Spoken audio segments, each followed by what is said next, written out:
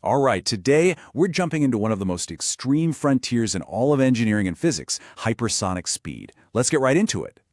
That's not just some dramatic tagline. It's the literal truth when you're talking about hypersonic speeds. This is a velocity that completely rewrites the rulebook for engagement, for detection, for everything. It operates on a timescale that belongs to physics, not people. Look at this. You're not just looking at a missile. You're looking at a controlled meteor. This is a vehicle wrapped in plasma, hotter than the sun, screaming across the sky. The time from when you first spot that streak to impact? Minutes.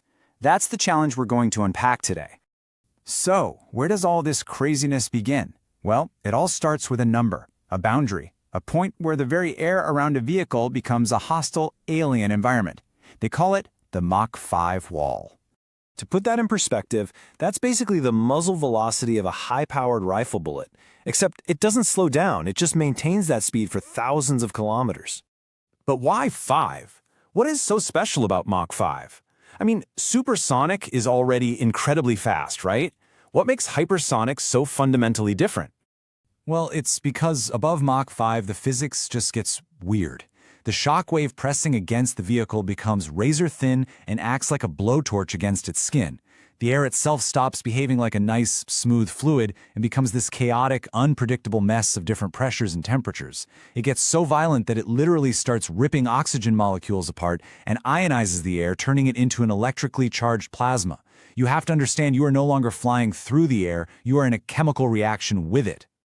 And all of that violent, new physics leads to one single massive problem: heat. An amount of heat that, frankly, shouldn't be survivable. Just how hot are we talking? Well, at the nose of a vehicle hitting Mach 15, the temperature can spike to 6,500 Kelvin. Let me say that again. That is hotter than the surface of the sun. Any normal material, any metal you can think of would just vaporize instantly. So the obvious question is, how on earth do you build something that can actually survive that?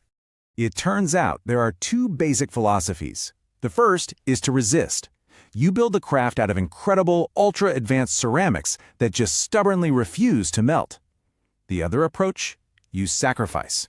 You use special materials that are actually designed to burn away, layer by layer, carrying all that intense heat away with them. It's literally about sacrificing a part of the vehicle to save the whole thing. Okay, so let's say you've figured out how to not melt. Fantastic. But now you've got two other huge problems you need to solve: how to generate thrust and how to steer. See, regular rockets just aren't very efficient for flying long distances inside the atmosphere. The answer is something called a scramjet, and it's a revolutionary idea. It's an engine with zero moving parts. It's basically just a very, very cleverly shaped tube that uses the vehicle's own incredible speed to ram air inside and compress it for combustion. But here is the absolutely insane part. The air is blasting through that engine at supersonic speeds. So the amount of time the engine has to inject fuel, mix it with air, ignite it, and get useful thrust out the back is about 1,000th of a second, 1 millisecond. People have described it as trying to light a match in a hurricane and then keep it lit. And what about steering? Well, instead of fighting against that immense shockwave that the vehicle is creating, what if you could actually use it? That's the genius behind the Waverider concept. It's an aerodynamic shape designed specifically so its own shockwave gets trapped underneath it, creating this cushion of high-pressure air that it can literally ride on, generating enormous amounts of lift. And this right here, this is a beautiful illustration of exactly how it works. You can see that high-pressure region, shown here in red, is perfectly contained right under the vehicle's surface. The problem of the shockwave actually becomes the solution for lift. It is just an incredibly elegant piece of physics. So let's recap. We have a vehicle that can survive the heat and it can control its own flight. But that brings us to the final and maybe the most critical set of challenges. How do you guide it, and how in the world do you defend against it? Remember that sheath of superheated, ionized plasma we talked about? Well, it turns out it creates this kind of bubble around the vehicle, and radio waves just can't get through. That means no GPS, no communication, no data links. For that period of its flight, the vehicle is completely on its own. And that leads to the multi-billion-dollar question. How do you steer something you can't even talk to?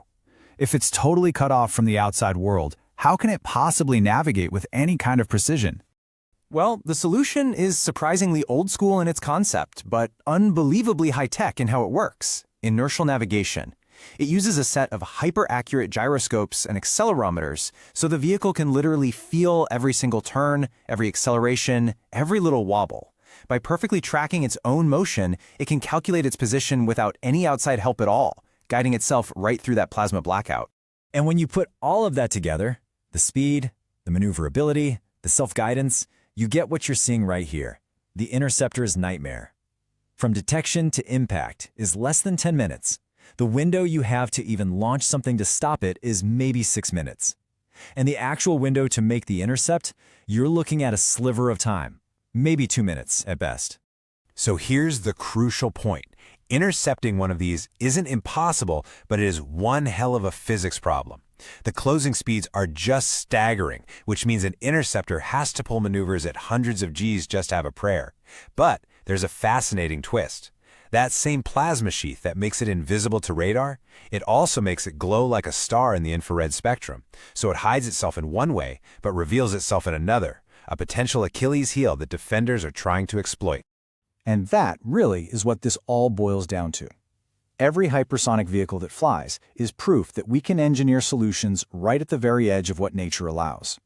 It's a field where thermodynamics smashes into metallurgy and where success is measured in milliseconds. The physics doesn't care about our plans. The challenge isn't to change the equations, but to be clever enough to find a solution that works within them.